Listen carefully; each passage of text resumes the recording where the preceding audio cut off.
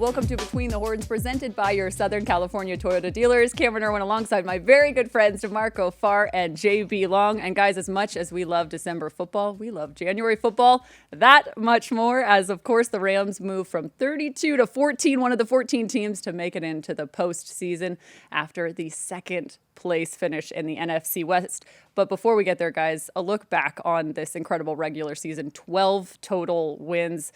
I mean, just an impressive feat, to say the least. Have you guys, let your mind wander? And I think you pointed it out. Your 5 losses came down to the last play. Mm-hmm. So if they go your way, you might be undefeated right now. Have you let your mind wander to that at some point?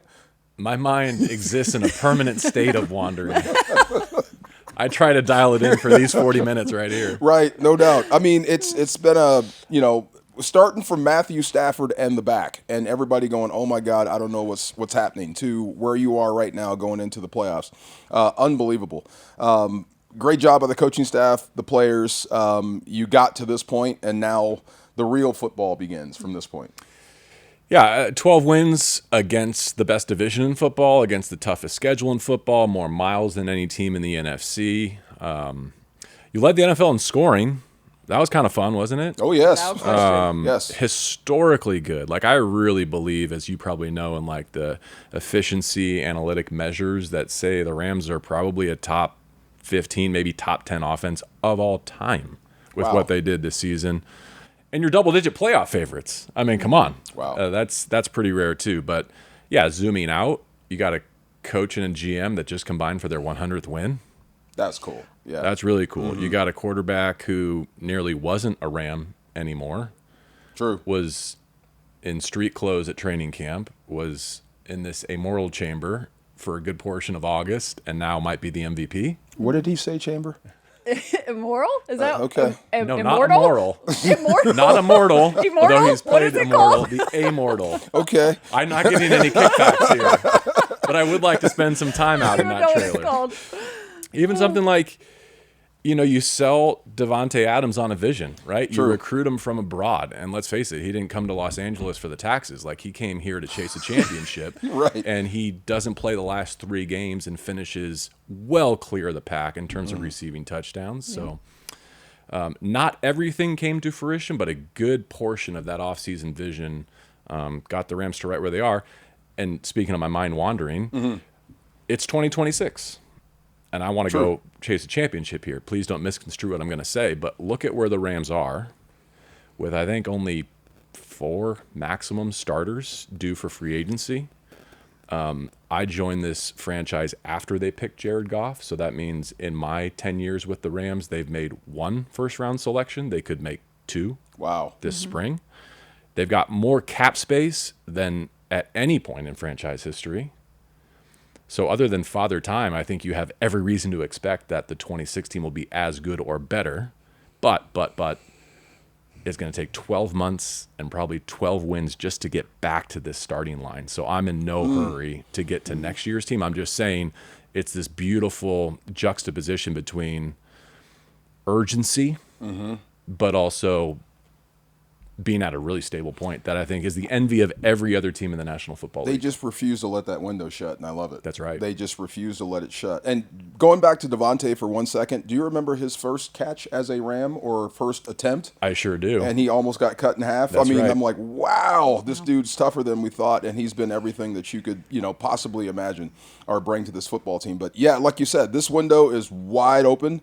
They're not done yet, but let's finish off this one first. Totally. I see but that this is awesome. Yes. I set the table for this postseason run envisioning one of 2 things.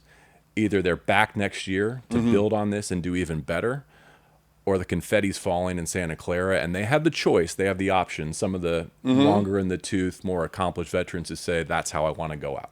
And I'll even mirror off that, too, because I think from a historical context, you look at what Sean and Les have been able to rebuild with maybe retaining, maybe less than 7 guys from that 21 team that won it all, 5 years, and have really created a team that I don't think anyone would argue is worthy of a Super Bowl run.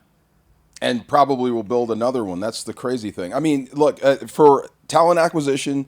There's some luck involved, but luck favors the well-prepared. And just how you're getting guys ready to go, and you're identifying the right guys to plug in and plug and play. So we say this about different eras, different guys. You really are in the Les Snead-McVay era.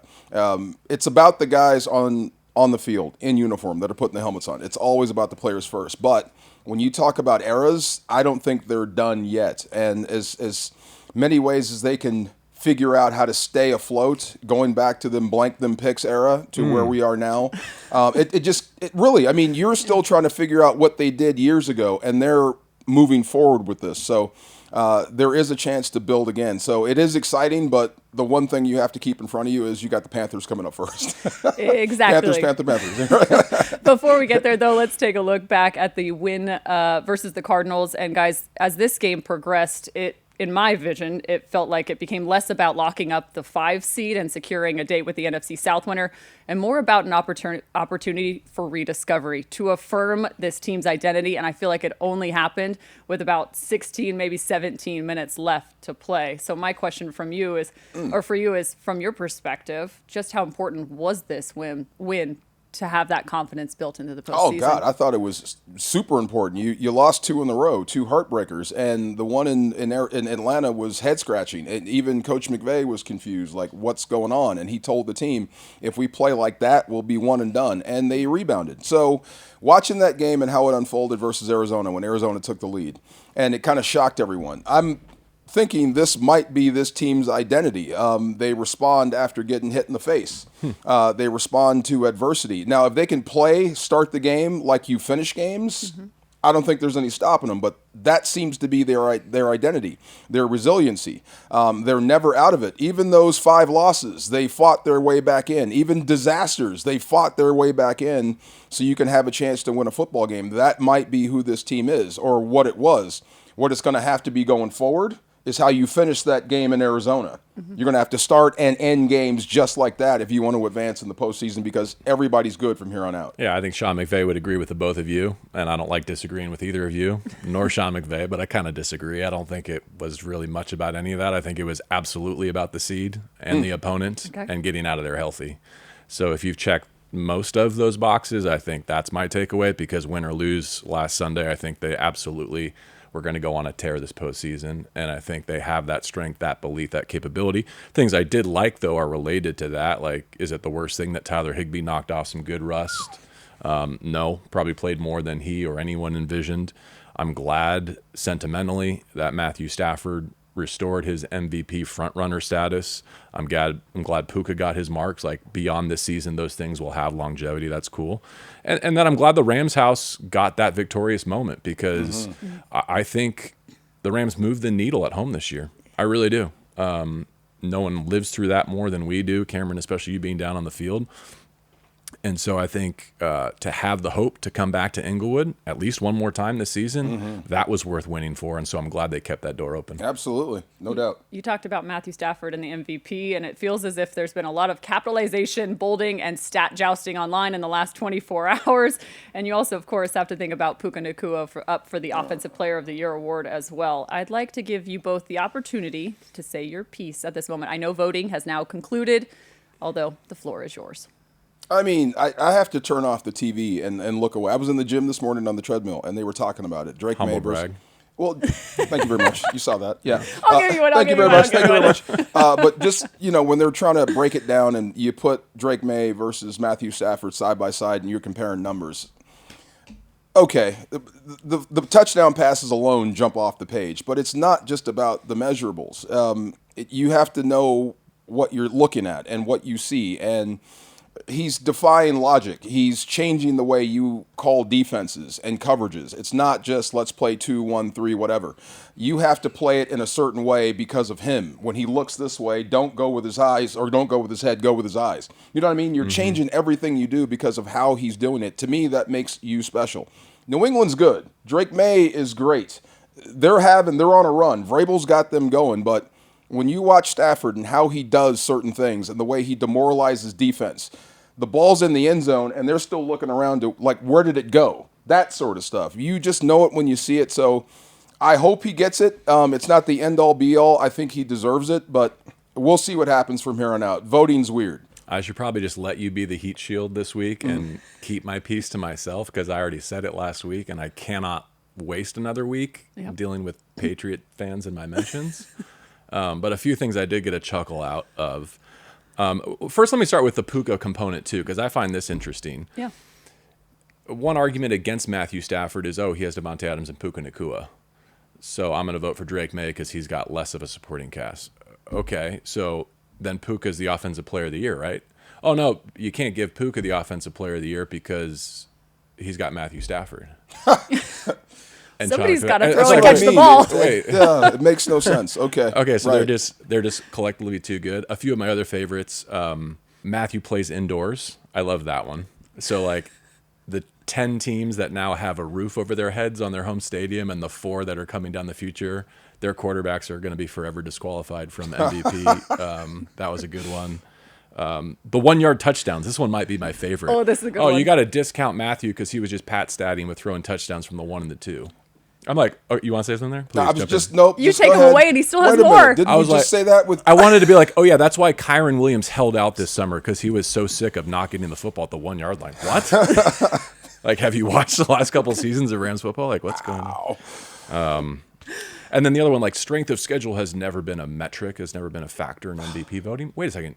You know how the 50 human beings who vote for this award, what they do and don't take into account? Like, I'm not saying it has to be part of the consideration, but if I'm one of those voters and I want to consider that, I think that's viable. I think that's meaningful. Yeah. But Yeah. anyway, like I said, I should have kept my mouth shut. and No, let you you're take the good. heat this week. JB, I want him to get it because he deserves it, but Yeah. I kind of hope he doesn't because then he'll be on a tear. That's to what I prove- said last week. Yeah. Love Ooh, that. I like that, Absolutely. But the point is, like, you can build up Matthew without tearing down Drake. Like, True. The great thing They're about both this good. is they've Yeah. had, and there's 32 teams and 32 quarterbacks. This is the case every year. It's just Yeah. nice to be part of it for once. It's so funny when about Puka. One more thing is if you combine Cooper Kupp and Devontae Adams, it probably looks just like Puka. The way he's playing, he's still that same guy, still physical. It's a barroom brawl every time he catches it in the open field. He's willing to block, and now he's added the vertical part of his game. Oh my goodness. God, yes. I don't know what you call that. Maybe it's Offensive Player of the Year. I thought the catch last week against the Cardinals was probably as good as anyone since The Carolina. incomplete one. Oh, man, that's a good point. I was That's a about to great say, catch. hold on a second. Yeah. The incomplete one in Atlanta, yes, but the touchdown against the Cardinals on his head, as good as maybe the one since Carolina in the loss. Yes. Guys, let's take a moment to focus on the tight ends because that went from we're focusing on the tight ends for the wrong reason to we're focusing on the tight ends for the right reasons in this matchup versus the Cardinals. I cannot look away from Tyler Higbee and what he was able to do. And it's not for me about the stats, the analytics, or even the usage of 13 personnel, which, by the way, we upped it again over 2/3 of that game in 13 personnel. But for me, it felt way more about the human side, the athlete side, the swagger he brought, the energy he brought. And it was notable. McVay talked about it. Every single guy that was interviewed in the locker room talked about it and how he shifted the dynamic of that team. So heading into the postseason, how important are personalities, that leadership that you really need and that energy? Because you're also looking at, hey, Quentin Lake could be making the return as well this week. I think it's super important. I'm glad Higgs is back. He's your most experienced. He might be your strongest tight end. He's got the ugliest stance I've ever seen next to Aaron Donald, but it's effective. It works. And I think it brings the best out of that group, and it brings the best out of the offense. Here's a guy that's been around just as long or longer than anyone else outside of Matthew Stafford. So no matter what, he's that calming influence. We got this, guys. Don't worry about this. We're going to do this. We're going to hit this. All we need is one first down, just to calm guys down, to get you thinking about what's most important. So having him back was huge. Talking to Colby Parkinson after the game, he's played so well that you get disappointed when he drops one. You know what I mean? And he did, but that touchdown he scored where he's flying through the air, and I'm like, dude, it was weird to see a tree fly like that. He goes, yeah, I was flying. I hit the ground sooner than I thought, but I was still flying for a while. But when you add a Higbee back to the offense, it brings so much. There's a bluff block that he threw, and it's more than his skill. It's guts and guile. He actually got the linebacker to believe he was getting ready to block him. Like, I don't know what he said. He yelled, you just have to trust it, and then he swims him, and he's wide open. So that's the stuff you can't teach. That only comes with experience. So when you have those guys, back in the huddle and on the sideline, it's only going to give you a lift. You know, the expression players not plays. Like, I can't wait to see this week's game plan. I know you do too. But we're at the juncture in the road where players advance. You know, plays don't get you there. I think about Cooper Kupp's run in the Super Bowl and Matthew Stafford's no-look pass, Aaron Donald clinching the NFC Championship game in the Super Bowl. Like, these are the moments where you need players more than plays, and Higbee and Lake are the type of people who get you through those tough moments and can make the plays that matter and can earn you another week. And I'm glad you raised Higgs because, man, it's been a decade for him too, right? And he is a Ram to the core. Oh, yeah. But the last time the Rams won a championship, he was on that, you know, that gravity machine, you know, shedding tears trying to get back from that injury to play, and he couldn't. So it's meaningful that he gets another rip at this thing too.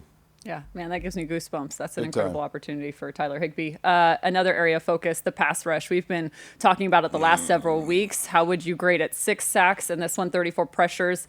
Only blitzed 4 times against the Cardinals. The rush has always been good, and this is where schisms can form on a team or on a defense because the rush is there. Jacoby Brissett, how do I say this? It's like being at a carnival where you've got to stand on one leg, spin around, and throw a dart, and if you hit it, you get a stuffed animal. That was him in the pass rush. He's got to dodge 4 guys. If you get through all that, you're going to get the ball out. That's the frustrating thing. You're almost there. We're killing this O-line, but we can't get him to hold it. And when he does get it off, it's a completion, a first down or a touchdown. It is so frustrating. So the pass rush is there. This week in Carolina, you're going to have to earn it. I bet they come out and try to run it. I would bet they try to control clock and try to run the football. So you're going to have to earn the right to rush the passer, but when you do, get after him. You've already got that there. Now, this little guy is tougher because he can make you pay. He can pull the ball down and scramble, but I think the pass rush is where it needs to be. You have to help them in coverage and help them hold the football so you can get to him and get him on the ground. Everything you just said may be true, but it has nothing to do with the Arizona Cardinals or that game last Sunday. That was among the most one-dimensional, least equipped offenses, especially offensive lines that I can recall. So it's kind of like that freshman year course that if you had done your work in high school, you probably test out of it and don't even have to take that test. But it's a good thing you just pass it with flying colors and get on to the real deal because it's graduate level stuff from this point forward. You will not see another Arizona Cardinals from this day forward. No doubt. And I'll give them a little more love because I think they were the pivotal point in that matchup against the Cardinals still to this moment because you think about B.Y. and Verse, who then created that Braden Fisk sack late in the third quarter that totally shifted. It was, 2 3 and outs and then the 3 straight touchdowns. So to me, I'm thinking defense really flipped the switch. They're capable. Please don't mistake what I just said. Oh, yeah. The pieces are in place, but to my heart, they've under-delivered this year. Fair. Compared to where our eyes were, where the bar was set, where they set the bar last January, they need to play like that again this January. Totally with you. I like they said to Captain Kirk, I think you're giving her all she's got. You're going to have to find ways to cover guys up so you can use your best asset getting after the passer. Fellas, let's talk about reasons to be confident heading into the playoffs. And for me, I'm going to start with the Rams hoping to return all of the chess set for the Grandmaster McVay because Puka Nacua, Devontae T. Ferg making the return.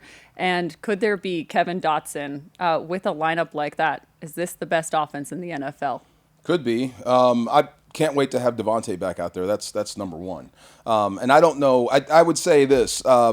Not to go fantasy or whatever, but if you get close to end goal or 10 yards and your defense staring at Puka on one side based on what he just did and what he's been doing in the red zone, and then you add Devontae out on the other side, plus those tight ends, I would bet Kyron or Blake Corum is going to feast off that. They're going to have to devote a lot of manpower to that or blitz through it. So one or the other is going to happen. But having those guys back on offense, super important because if you can put the pressure on their offense by scoring, it opens you up for your pass rush. That's when this team is hitting on all cylinders, when they're scoring and you're rushing the passer. If you can take that into the third and fourth quarter, I don't think you have a chance. No, I don't care what surface you're on or where you are. I don't think you almost had them in Philly last year with that same thing. As long as that offense starts to roll, that defense will come alive behind it. Yeah, I'm confident because this has been a historically good team. Like I said off the top, like I believe in Aaron shots and DVOA and all those sorts of things. And the great news is this is the number 9 team in DVOA history. Now, unfortunately, the Seahawks are just slightly better, but they're kind of running neck and neck all year. And I hope they get another shot at the Seahawks because I think part of the reason I'm confident is because look who else is in the dance. You had a 19-point lead on the Eagles in the second half. You had a 16-point lead on the Seahawks in Seattle. You should be 2-0 against the San Francisco 49ers. So if you run into one of those teams, you have every reason to believe you're better. If you run into the Bears, they've got a first-time coach and first-time quarterback in the playoffs. Like, you've got the experience advantage there. So there's no coach, there's no quarterback I trust more than what the Rams are running out there. So go cash it in. And I think they also have some margin for error. Like, I do believe the best defensive game plans and executions are ahead of this team. And Camryn, to your point, what Devontae is to the offense, the skeleton key, the cheat code, the thing that makes everything easier for the other 10, that's Quentin Lake on defense. And I do think he has the power to set some things right that have been ailing this group. Go cover him, go lock here, go blitz. Just communication so important. Firm up that edge. Big time, yes. Yeah, I was saying he's the biggest playoff present we might be getting, actually, the return of the Q, and he's ready to rock and roll. I mean, look, we spend December and really all season. How many wins can you get? Can you win the division? Can you get the seed? Can you get the advantages? And the Rams have some advantages. They get the Carolina Panthers with a losing record. And they have some disadvantages. They have to go on the road on Wild Card weekend. But the most important thing that we know about specifically the Los Angeles Rams, how much of your design roster can you put in play and activate in January? They got here, folks. They got here with Matthew and Devontae and Puka and Quentin Lake and Jared. Like, go get it. He's doing it again. Go get it. Making me sweat again. See, he's giving me goosebumps. Stop. Come on. We're on opposite fades. Okay, fellas, how about the other side of the coin? Reasons to be a little bit concerned heading into the playoffs. Where do you have some hesitancies? Carolina beat you. That's number one. You're going back to the scene of the crime. It's still the same football team, and if you, I guess, play the same way you did against Carolina, you're going to be in a dogfight. I would expect the Rams are going to be better. But that's the one thing. And I was thinking about this. This is so funny. With Seattle winning the number 1 seed, right? Everything has to go through him. And I'm like, why doesn't that shake me as much as going to Philly? I know why. Do you know how many big games you played in Seattle? You've been through there. And won. And won. Yeah. That environment does not shake you anymore. That football team, you know you can compete with them. So, yeah, there's reasons to be confident and there's reasons to worry. One more thing, leaving Arizona, and this was right on the field, a conversation, talking about the defense. Everything you just saw is what you're going to see in the postseason. Now, the names are going to change, but the method of how they come after you is going to be the same. They're going to test those corners. They're going to test your pass rush to see if you can get there before they get the ball out. So can you improve on that from one week to the next? As they get better, we'll see. So there's a lot of things to be confident about, and there's some things to be worried about. That's what playoff football should be, and that's what playoff football is. What about the unease of not even knowing who's going to be starting at corner? I mean, this building knows, but even as the most attentive Rams fan, are you sure you know who's going to be playing at corner in this postseason run and what the snap count distribution is going to be? No, but it's going to change when Q's out there. No, for sure. Q Lake, it's going to change. I have an educated guess, but that's an uneasy place to be in January, is not knowing with clarity who your top 2 corners are. Some other things I jotted down by way of concern. Drops, running backs and tight ends in particular, but I need to see the best of the Devontae Matthew Stafford connection, and having not played together for a month, that's on my list. How quick can that happen? How quickly can that happen? A lot of our audience has already dialed in on this short yardage run execution. When you're in 3rd and 2 or less, when you're in 4th and 2 or less, can you move the sticks without having to put the ball in the air? Unfortunately, the answer to that has been no at times, quite a bit this season. And then this is no mystery to anyone who loves football, especially playoff football, but I've got the T's. I've got trenches, tackling, turnovers, and teams. Trenches, tackling, turnover, and teams. That's where I think the Rams move on or go on vacation. Tackling. It's all want to. And I told you about this with Nate Landman, and when he said I'd never made the playoffs before, and I'm like, congratulations, you have no idea what it's going to feel like. But you will this Saturday. You've never played football this long into a season in your life. And at this point, your body says it's time to rest. Nope, it's time to ramp it up again. So you have to go beyond yourself physically on defense. And that's all it is with tackling. That's what you did not see in Atlanta. You saw one guy playing faster than all 11. So you have to bring that same mentality to defense. It's painful. It sucks. It really is. But I tell you what, if you do, it's worth it. It really is. If you go beyond yourself, and it's going to be taxing. It's going to hurt a lot on defense, but it's a lot of want to.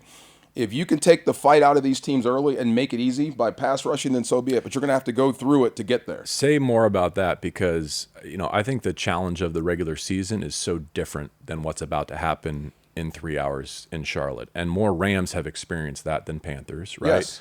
But they play 17 games, and I would say 16 of them were worthy of a win. The one in Atlanta is the exception that proves the rule after they had their heart and soul ripped out in Seattle and had the biggest prize they were playing for taken off the table. So that's a human nature loss to Plus me. the team fighting for their life. 100%. And a guy named Bijan Robinson who's Quicksilver.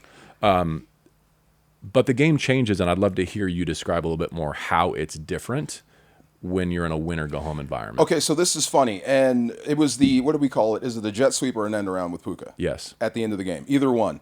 I bet you hated to call that because that's a playoff play. Yep. That's how it gets specific. It's stuff you haven't seen. You're rolling out a lot of stuff on both sides of the football. So go back to Atlanta for one minute.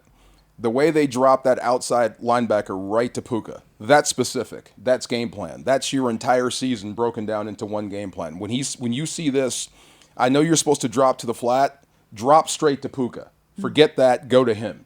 Versus Arizona, the way they were aligning in different things. Instead of an under defense where you would have a one technique, a nose tackle, and a defensive end and a 5, they moved that guy all the way down to a 4, specifically for the Rams. So they make it tougher based on what you've been doing. We're going to make it as tough as we can, man for man, and you're going to have to either step up or get beat. That's the thing. There is no help. There is no, we're just playing from one week to the next. This is it. So it's physical, it's tough, and it's you versus that guy. I want to get my best player in space, and you're thinking, I got my best defender in this area. We should bring it down. We'll see what happens there. That's what the playoffs is all about. One quick follow-up on that's specific to this matchup, which I know we're about to get into.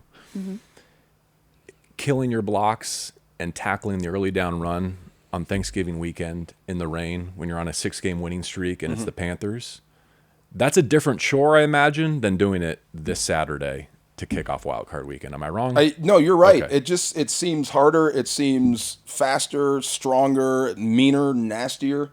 The best way I can describe it, playoff football, especially from a defensive perspective, it's for keeps.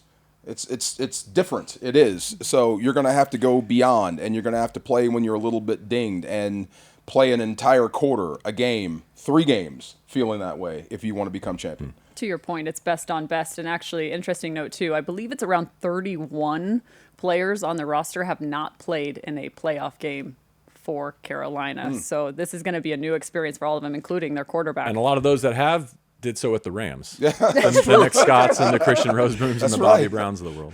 But Canales even mentioned it, like you guys were talking about tackling. He throughout this week, he's already been about, it's the basics. We're not going to do anything outlandish. It goes back to tackling. And I'm going, oh boy, this is going to be a different matchup than it was week 13. The weather's going to be different, and it's a different point in the season. Here's the crazy thing about tackling. So we're in January. You've been doing this since August. What's the one thing you're guaranteed not to do during the week? Is tackle. The only time you get it is on Sunday. So it's a want thing for both sides. So we'll see who wants to tackle more than the other. Fair enough. All right. When the Rams have the ball facing off against Carolina, a few things to be looking for. Should we start with the run game for the Los Angeles Rams? It's been pretty impressive, and it feels as if, actually, historically, in the past 20 years, this is the second best rushing total in franchise history, following only that of 2018. How can they set the table versus Carolina? I think Blake Corum has gotten so much better. His pass protection has really improved. Before, it was kind of simple. If Kyron's in the game, it's either a run or they're going to throw because you can tell the Rams trust him to protect Matthew Stafford. Now it's a bit different. Blake Corum has stepped up in pass pro, which means you can use him on every single down. And they're starting to teleport now as running backs, which means they'll start front side and then all of a sudden teleport back to the backside C. They're setting up their blocks, both guys, very well. I think the run game could really pace the offense and wear out this defense and open it up for Matthew Stafford and Devontae and Puka Nacua. But I thought they have done a fantastic job. And I don't even want to say it, but Kyren Williams has improved. And you know what I mean by that. Let me knock on wood before I put that out there. But he's been great. He's been great in traffic, and they're running tough. I would expect these guys in that environment with the way they're running and the surface they're going to be on to really carry this game or pace this offense. Oh, they had a great day the last time they were in Carolina, the running backs in the running game. And they may have to again this weekend because the passing defense of Carolina is going to be a much better version than the one we saw on Thanksgiving weekend. J.C. Horn didn't play in that game. He's their best corner. Trevon Merrick didn't play in that game. He's their Quentin Lake equivalent piece. Roseboom didn't play in that game. So I think there's an opportunity to exploit linebackers. It's probably the best advantage when the Rams have the football. But, yeah, I do think getting on track, staying efficient, staying ahead of the chains in the running game allows you to do all the things that you love to do with your passing game. Late in the second, if Stafford is a little lower, Kyren scores on that. Late in the second quarter, Kyren goes out, and he's on the option route to the left flat. Absolutely. Yeah. If he's a little bit lower and hits him in stride, he turns that and scores. Well, that's one of my when the Rams have the ball keys, catch the thing. Okay, it goes back to my previous point. Drops by tight ends and running backs in particular have stalled out drives here and have cost the Rams some games. I would love to see them take the ball. I would love to see them take the ball. Yeah. I think when you're better than your opponent, you want possessions, right? Like when you got the better starting five in hoops, you want to play an 80-possession game, not a 60-possession game. I want the Rams to get 10, 12 possessions in this game. They can't have a third quarter like the previous matchup against Carolina where I think they only ran 3 plays, right? So, shoot, win that coin toss, take the ball, or hope that Carolina wins the coin toss and defers to you. Go down and jump them and try and take away some of what the Panthers want to do. I'm a fan of picks, but I like forced fumbles, especially at quarterbacks. That just demoralizes. You're a fan of picks. I love picks. I do. I love baskets, picks, hands. I don't care. As long as you get the ball, but taking the ball away from the quarterback, that's how you win. And every drive needs to end in a kick. Yes. Every drive, kick at the end of every drive. What about a plan of attack offensively? We just saw, again, a game that was 2/3 played in 13 personnel. Do we expect that to take place against Carolina? Great question. Yes. You think You do. so? Yeah? Because it's what the Rams do best. And because I think the more base personnel from Carolina you see, the better. I think the linebackers are the raw nerve. So the more linebackers that play and the less you can have, the likes of their corners who had a good game even without Horn and Merrick last time, the better. Yeah. Okay, I go back to the spam the ball to Devontae and Puka. I'm not afraid to throw the rock. And I love that, yeah. I'm not saying that you're not going to sling it around the yard. I think you will. You moved it up and down the field, Matthew. Turned it over 3 times, but otherwise had no trouble with this Carolina defense. So I'm not saying you need to shy away from it. I'm just saying I think the best identity that you've had comes back in full fruition with 3 tight ends in Puka, 3 tight ends in Devontae. To marry the two ideas, one of my favorite quotes, just as an anecdote from this week, was actually Higbee joking about Davis Allen and how he would have been a Pro Bowler had he been classified as a fullback. And it really speaks to how those tight ends and that 13 personnel is really working in line with the running game. Yes. I loved it. Oh, my God. Loved it. I've named him American Psycho. Have you seen that Davis movie? Allen? Yes. Yeah. The dude, all he does is hit people, and he looks like a banker, you know what I mean, in the face. Like you would never expect that guy to be that crazy out there. Got some good history in the Carolinas, too. I was just thinking, like, next training camp, can they put us on the Matthew Stafford plan? Because nothing we say in August has any bearing. Like, That's right. we were so married to the 11 personnel model, and if you were to go back to August and try and convince any one of us that the Rams would be playing 13 all season long at their peak, at their best. Well, your guy, our favorite new toy, I think T. Ferg has changed that. You have that guy to add with those tight ends. It changes things. But I mean, you brought Tutu back. You went out and you recruited Devontae Adams. If you had tried to say into a microphone this summer that the Rams were going to be playing one receiver at a time, They would have turned it off. Right. Yeah, no, Yes. thank you. I mean, part of that also was because of some personnel and health, but along the way, we realized that it actually worked well for us. So did. hats off to the tight end room. What about when the Panthers have the ball? What do we need to be wary of? We mentioned Bryce Young. It's his first playoff game. What can they do? What can we do to make his life just that much more difficult? Hubbard, Dowdle are going to come at you. I like their O-line. I think their O-line is better than you think. if they get Robert Hunt back, that's a big deal. That's Yeah. as big or maybe even bigger than getting Kevin Dotson back would be for the Rams. Yeah, and they're big, and they put paws on you, and they try to run to control clock. And the other thing is, it's been the Achilles heel of this defense going back 2 seasons, is a quarterback that can move.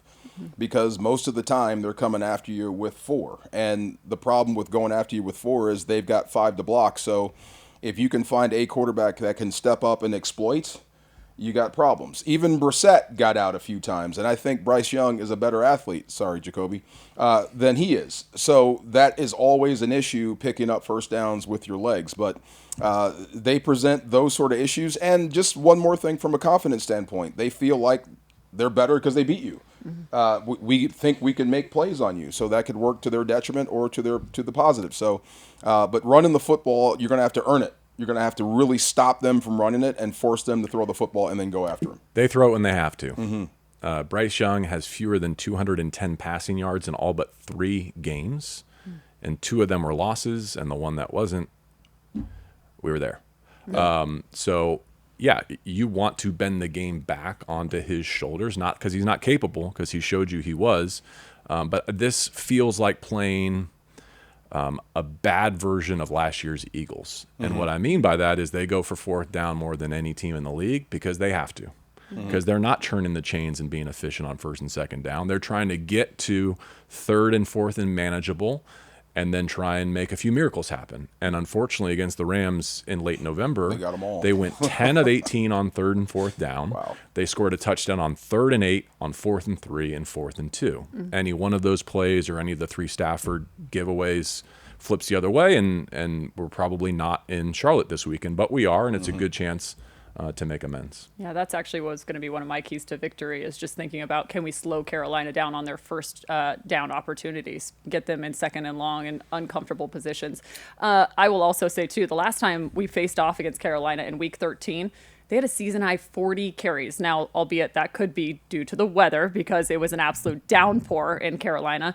That may not be the case this weekend. And takeaways. No, they earned that right. Yeah, and They takeaways. earned Yeah. that right with the game script by staying connected with the Rams and by staying on the field. And do you think that they're going to go right back to that run game as they think they're did gonna before? try. They would love to. They're gonna try. Yeah, but the Rams win this game if Bryce Young has to throw it 40 times. Without question. And if the Panthers can run it 40 times, we're wrapping up the season next week on this show. All right. Any final thoughts on Carolina before we take just a broad look at the NFC playoff picture? It's the same as last week, the week before. It's never been about the opponent for this football team. It's what the Rams do. And if they could bring their best game. And when you're starting to get your best players back on the field, it seems like you're trending in the right direction. So I like going through a little adversity before you hit the postseason. I would love it if you can go in rolling. I would love it if you had the week off, but you don't have that benefit. But the fact that you had to struggle and stress and strain and not take a vacation, I think you can bring that right to Carolina and take it out on them, so to speak. But you have to play your best game. Like you said, with the 40 rush attempts, that's going to be their game plan. The one thing you can't do is feed into that by turning the ball over. And if you can take it away and steal possessions, it's going to make it easier. So this is the one you wanted. This is the way everyone hoped it lined up, and now you got it. Now you have to go out there and take care of business versus Carolina. Did the 2003 flashback in the divisional round against Carolina, Jake Delhomme and Steve Smith, cross your radar yet? Not yet. Oh, Not my yet. God. I'm glad they don't have Steve Smith anymore. McMillan's pretty good. Isn't it crazy? 22 years to the day I saw. Really? Oh. Oh, my From that gosh. game. Wow.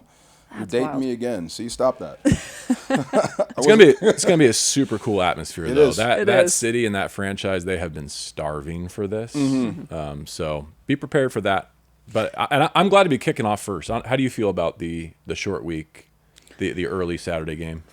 I mean, I wish we were Saturday to Saturday, but that's okay for Sunday to Saturday. The sooner you can get to it, the better. The only thing I worry about is, versus Arizona, give them credit. It was a physical battle, and it's a short week. But let's just get right to it. especially if you can win it. Especially Because if you can win then it becomes an advantage, not a Yep. disadvantage. Yeah. on the back end of it. From an NFC playoff picture standpoint, anything really jump out to you about the other two matchups that we'll see? Packers at Bears and 49ers at Eagles. So mad. I checked the weather report in Philadelphia. I want to give the Niners the worst possible environment ever. I think it's going to be sunny.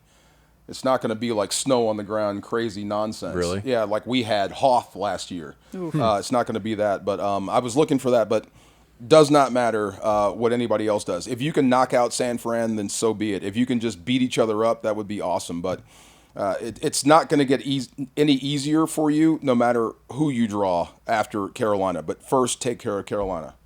It's going to be difficult to be disappointed in the San Francisco-Philadelphia result, right? Right. If you're fortunate to still be in the dance, Yes. that'll be a fun watch. I would love to host the Niners next week, but I fully expect to be in Philadelphia next week. That's my anticipation. That feels like the way this was meant to go. All right, you guys ready for the playoffs? That's supposed to be a heck yes. Come on, DeMarco. I'm glad I'm wearing a T-shirt under the sweatshirt because you would see how fired up I am. Remind people, because this was off air, why'd you throw that sweatshirt on right before we got started? This is where it started. This is weird. We were sitting in the fire department with all these helicopters talking about this, hoping we got to here. And here we are again. So in Les Snead and Sean McVay, we trust again. And like you said to start the show, this ain't the end of it.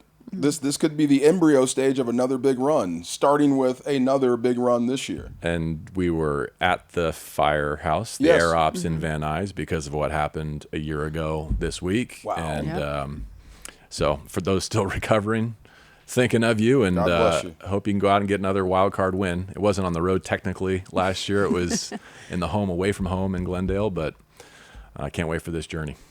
All right, fellas, here we go. That's going to do it for Between the Horns, presented by your Southern California Toyota dealers. Again, JB Long, DeMarco Farr, I'm Camryn Irwin.